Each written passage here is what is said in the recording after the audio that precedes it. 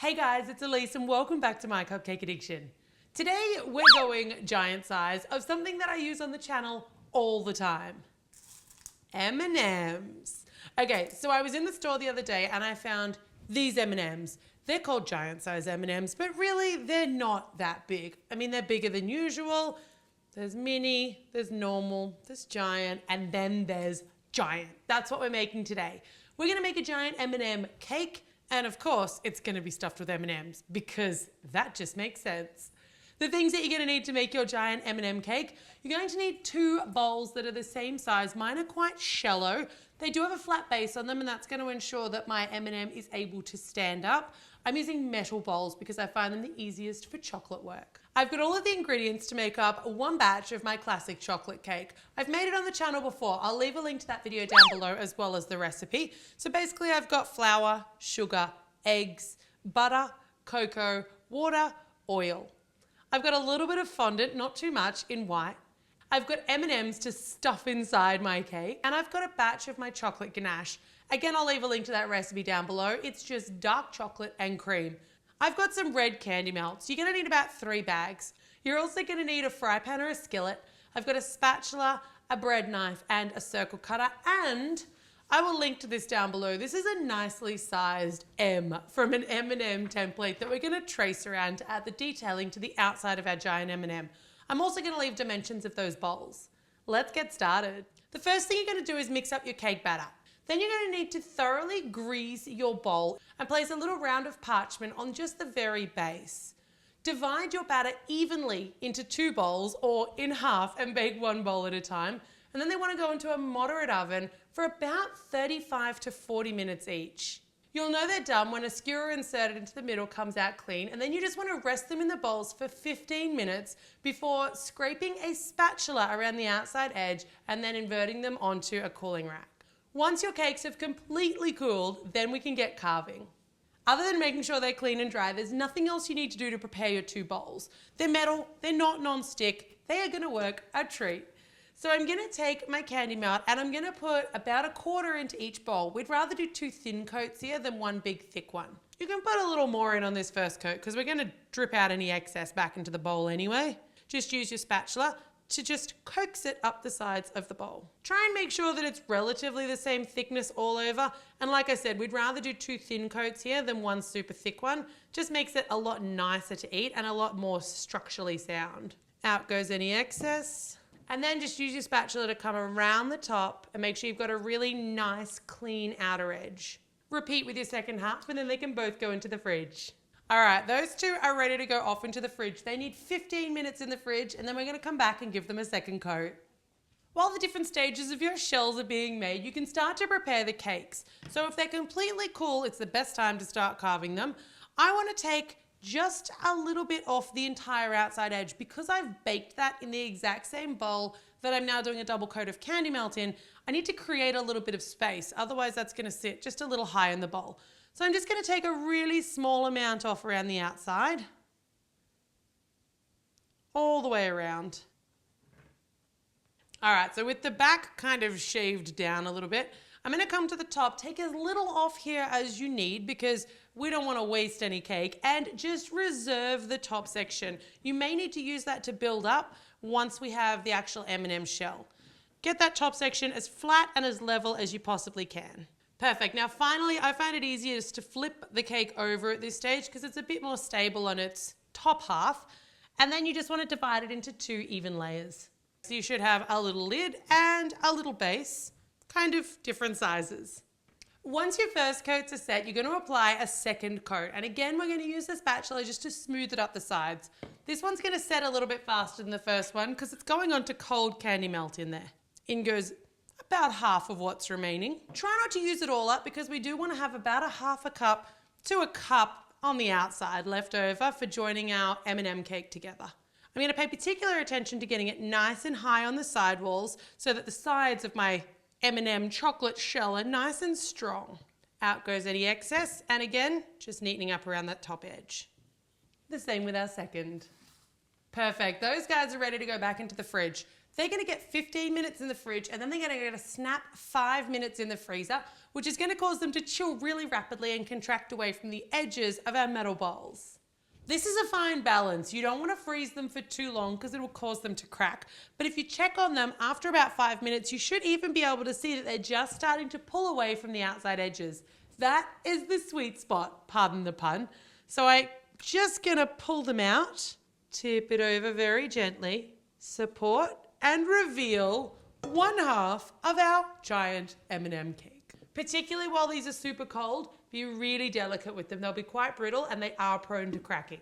Don't worry too much if any of your edges are compromised. We're actually gonna trim these down so they're a little bit kind of shorter anyway. So don't worry too much if any of your edges kind of have a little bit of a chunk or two come loose. Upturn both of your halves. I'm just resting mine on cake boards. One will be a finished cake board. The other one's really just so that I've got something to move it around on. I don't have to touch the outsides too much. My fry pan has been heating, so this is nice and hot. Rather than turning these over into the fry pan, they're a really awkward shape to deal with. So I'm actually gonna bring the fry pan down onto the top of each of my halves. As I'm watching that, I can see the fry pan shrinking down ever so slightly. I'm going to lift. Perfect. I'm gonna clean that fry pan now because that's gonna start to burn very quickly, and then repeat that with my other half. So I've got beautiful, nice flat edges on both.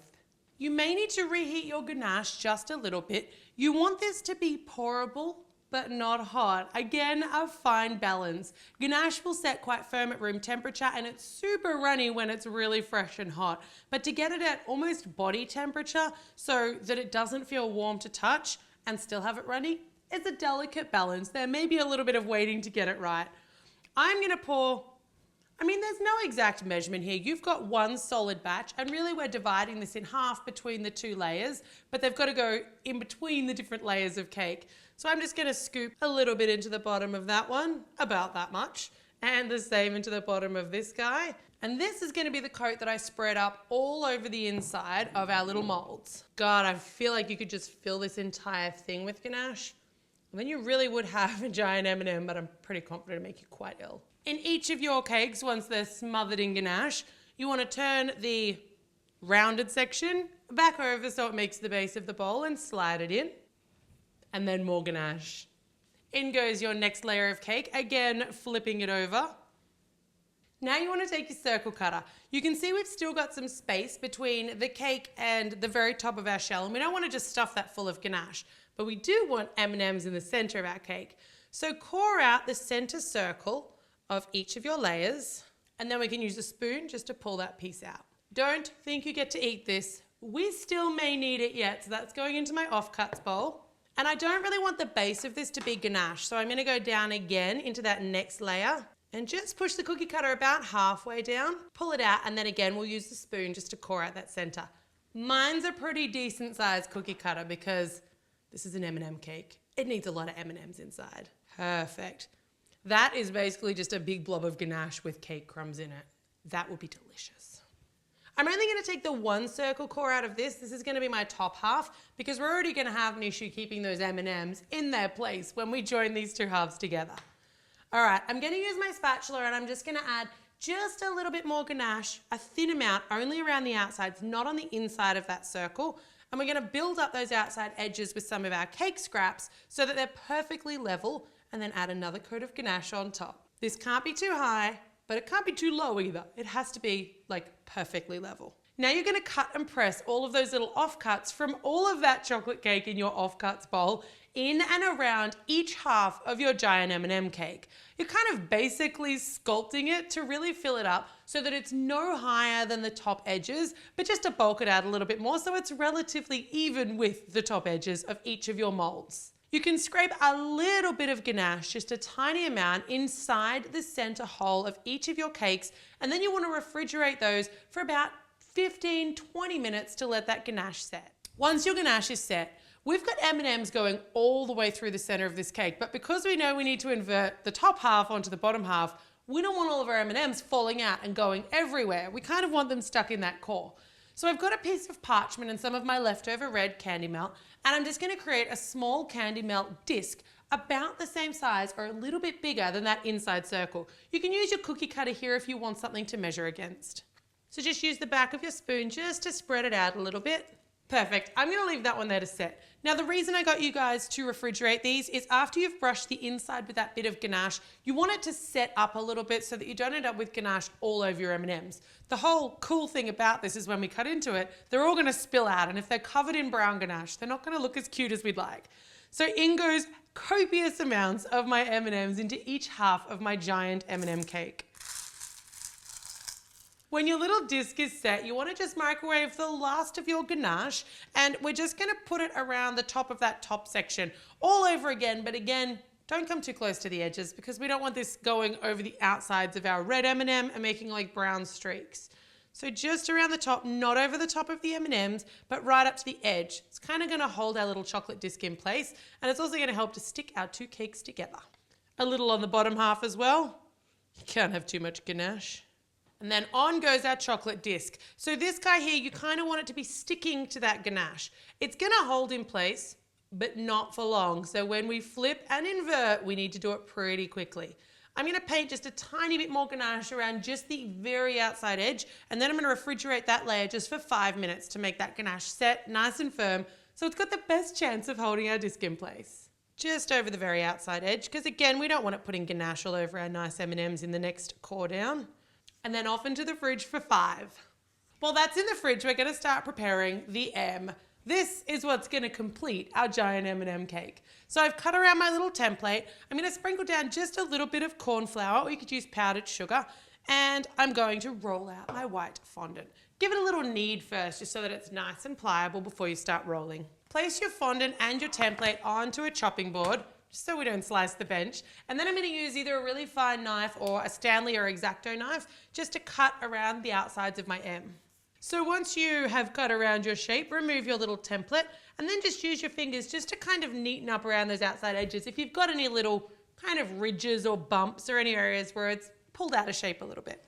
That's going to go onto my piece of parchment, and I'm going to double that piece of parchment over so that it's not exposed to the air just while we wait until it's ready to stick on our cake. Okay, coming back from the fridge, now I've got my little disc. We know that there's a hidden core of M&Ms underneath, and this ganache is kind of set and gone tacky. So it's holding everything in place, and fingers crossed, it's going to keep holding it in place while we join it together. Just kidding, it'll be fine. Take some of your red candy melt and pop it into a snap seal bag. Cut a nice tip off the end of your snap seal bag. Make sure it doesn't fall into your cake. And then we're going to put it around the piece that hasn't been in the fridge, so the base piece.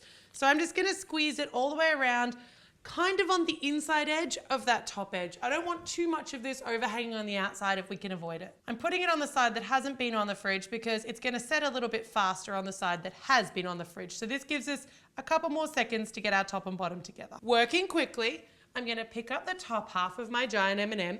I'm going to support the disc underneath just with my hand, and we're going to join them together. Make sure that it's nice and even. And then you just want to run your finger quickly around the front edge to make sure that any of that candy melt that's come out from joining together just gets smoothed off. You want this to be nice and well stuck together. So if there's any sections, I've got a little bit here where you feel like there's no candy melt, or if you've had any gaps show up, just squeeze a little bit in with your snap seal bag and then just use your finger just to smooth it in so it kind of blends in with that other line. The very last piece is to take a paintbrush and a little bit of just plain tap water, and we're going to affix our M on the top of our giant M&M. I'm so excited by how this is looking. So my M, I'm just going to flip it over, and then I'm going to paint just a small amount. You don't need too much here, really just a little amount on the back. Believe it or not, when you're working with fondant, water basically acts like a glue. All right, now I'm going to carefully pick up my M. This is going to be flexible, so you do need to make sure that as you're positioning it, you position it really nice and neatly. I'm going to start with the top of the M, and then I'm going to lay it down and just shift it around as needs so that it's in the nice straight M position. All right, this is it. We have made this epic M&M cake. There is nothing not to love about a giant M&M cake. From the chocolate cake and the rich ganache that we've got going on the inside, to that awesome core of surprise hidden M&Ms and our candy coating shell, this guy is gonna go down in history as one of my new all-time favorite cakes. Who's not gonna want a giant M&M cake filled with M&Ms for their birthday? As an added bonus, I made you guys an extra video this week using this same technique because I needed a yellow M&M as well, just to even out the color palette, to make an M&M's piñata so you guys can make a cake to cut and a cake to smash for your next event. I'll leave a link to that video down below. I hope you guys have loved today's video. Make sure that you subscribe to the channel for 2 new videos every week. And as always, thanks very much for watching.